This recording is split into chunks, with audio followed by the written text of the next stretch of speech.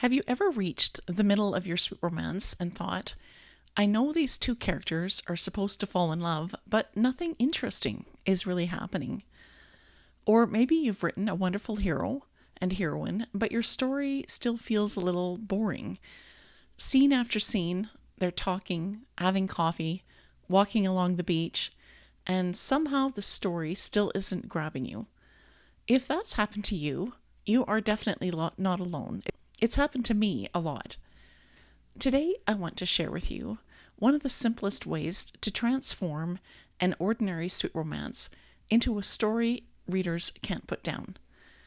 And the secret isn't adding more drama, and it isn't creating bigger misunderstandings, and it's definitely not making your plot more complicated. The answer is giving your sweet romance the right subplot. And by the end of this video, you'll have 10 subplot ideas that you can use in almost any sweet romance. Plus, I'll show you exactly how each one strengthens your romance instead of distracting from it. In case we haven't met, I'm Lorna Faith, and I write clean adventure fiction, and I also write contemporary sweet romance with my pen name Melody Archer. I love helping beginning writers by talking about what I've learned about writing fiction, in hopes that something that I've learned will, in some small way, help you to write and self-publish your sweet romance books too. As always, what I share is simply how writing my novels has worked for me. But you might have a different way that works better for you, and if you do, that's wonderful. I encourage you to keep doing that. In today's video, we'll continue to build Jack and Emily's story in Angel's Cove so that you can see each subplot in action. So let's get started. One of the biggest misconceptions that beginning writers have is believing that the romance has to carry every page of the novel. Think about your favorite Hallmark movies or sweet romance novels. The couple isn't simply staring into each other's eyes for 250 pages. If they were, we might get a little bored. But instead, they're restoring an inn, they're saving a bookstore, they're planning a Christmas festival, they're searching for a lost family treasure, maybe they're helping a child, or they're running a charity fundraiser. There's always something happening outside of the romance, and that something is your subplot. Your romance is still the heart of the story, but the subplot gives your main characters somewhere meaningful to spend time together. So instead of asking, what should these characters talk about next, you could start by asking, what challenge are they facing together? And that's really where the magic happens. Your subplot should always strengthen your sweet romance, not compete with it. And the best subplots really do teach your hero and heroine the emotional lesson that they need to learn before they can fall in love. And if you'd like to brainstorm this process for your own story, I've created a downloadable workbook from trope to sweet romance story with worksheets and ideas to help you plot a sweet romance novel that readers won't want to put down. You can grab it for free at the link below this video. Now let's look at 10 of my favorite subplots. Subplot number 1, saving a small town business. This is probably my favorite subplot for sweet romance. Examples include saving a coffee shop, or a bookstore, or a flower shop, or a marina, or a bakery, or a Christmas tree farm, an antique store, or a family farm. Those are just some examples. There's many more subplot ideas, but those are just a few examples. Now, why does it work? Because it creates a shared goal between your main characters. Jack and Emily suddenly aren't just dating anymore, they're solving problems together. So in my Jack and Emily example, Emily's aunt owns Harbor Brew Cafe. Business has slowed down dramatically, and developers want to replace it with luxury condos. Jack volunteers to help renovate the cafe. They paint walls, they replace furniture, they organize community events.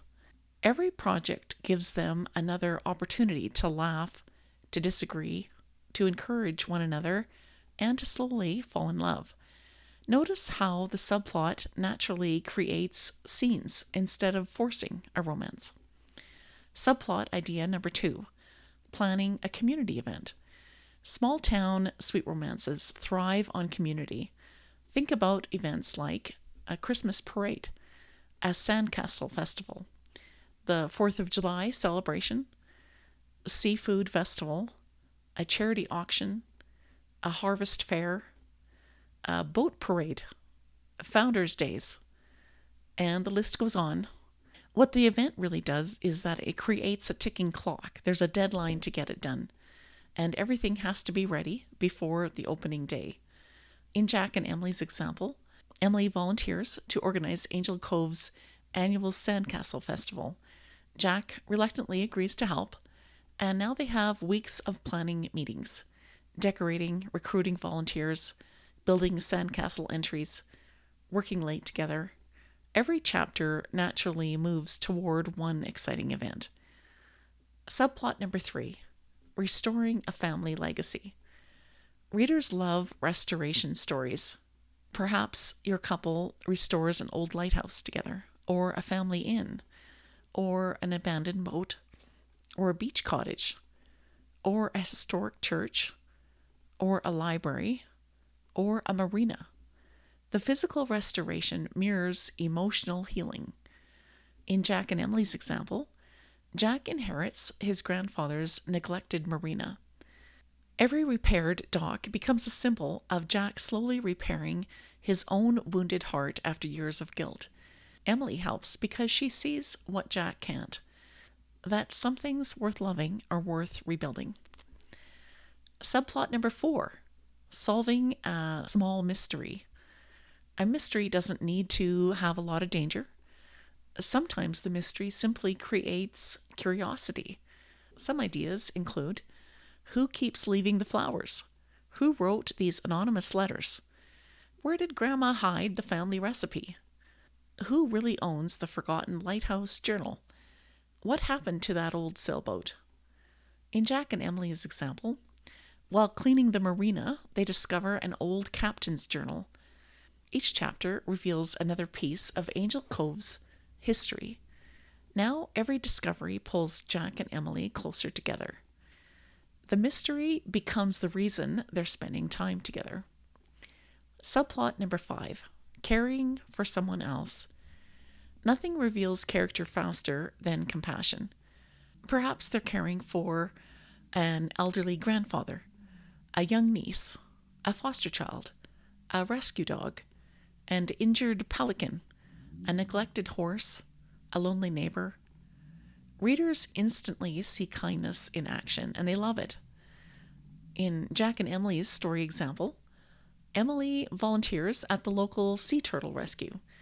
Jack offers his boat whenever turtles need transporting, and working together allows Emily to see Jack's gentle heart long before he ever says, "I love you."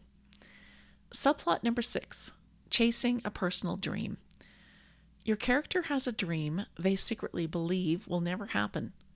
Some examples could be: open a bakery, publish children's books, become an artist, restore a sailboat, open a bed and breakfast, become a marine biologist.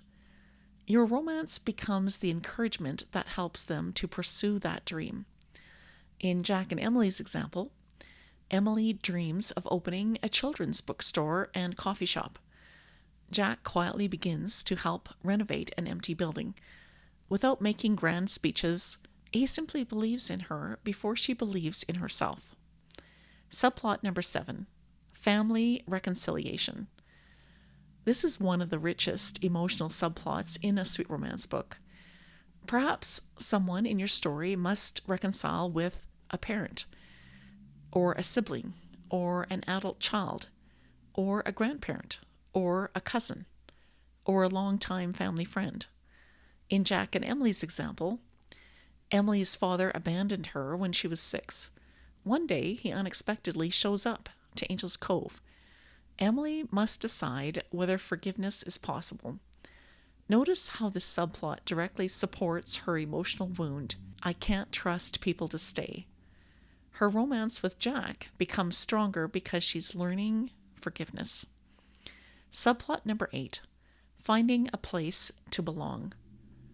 This subplot is especially powerful for widows, military veterans, teachers moving to a town, single parents, people starting over. The community slowly becomes family. In Jack and Emily's story example, Emily has always felt like an outsider. Throughout the story, she's invited into town traditions like church picnics, neighborhood cookouts, beach bonfires, community projects, and then by the end of the story, she realizes that she finally belongs. Not really because of the town, but because she finally allowed herself to be loved. Subplot number 9, helping the community. This creates wonderful teamwork. Some examples could be beach cleanup, animal rescue fundraiser, a community garden, a food drive, a library renovation, youth sports, a school fundraiser, disaster recovery. In Jack and Emily's story example, after a tropical storm damages several homes, Jack organizes volunteers in their small town. Emily coordinates meals for displaced families, and readers watch them serve others together. Shared values between your main characters often create stronger chemistry than flirtation. And subplot number 10, healing from the past. This is less of an external subplot and more of an emotional thread running alongside the romance. This could include healing from grief or shame, failure, divorce, or loss, or abandonment, or guilt, or fear. Every external subplot that we've talked about today can support this deeper emotional journey. In Jack and Emily's example, Jack believes that everyone he loves eventually gets hurt. Emily believes that everyone she loves eventually will leave and abandon her. The romance doesn't magically fix those beliefs.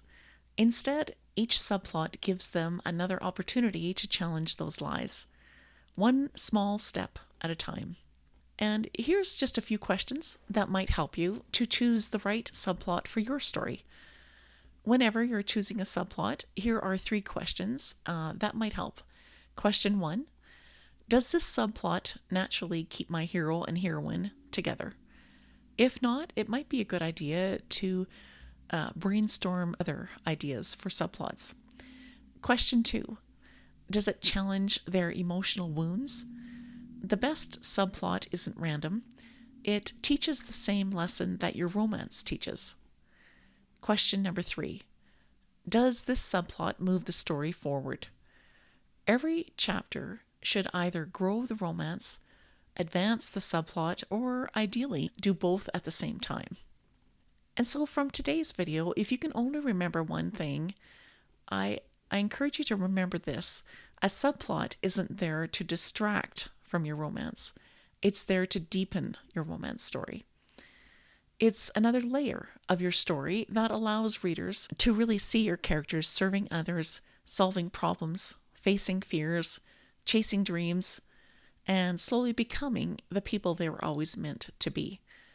When your subplot mirrors your character's emotional journey, your entire novel becomes richer, more satisfying, and much harder for readers to put down, which is what we want. So I'd really love to hear from you. Which of these 10 subplot ideas fits the sweet romance you're writing right now? I'd love to hear from you in the comments below. And if you'd like more help plotting your sweet romance one simple layer at a time, be sure to download my workbook, From Trope to Sweet Romance Story, to help you plot a sweet romance novel that readers don't want to put down. You can grab it for free at the link below this video. And if you're ready to learn more about tropes, you can watch this video on 10 popular tropes that keep readers turning the pages. Watch that video next. I'll see you there.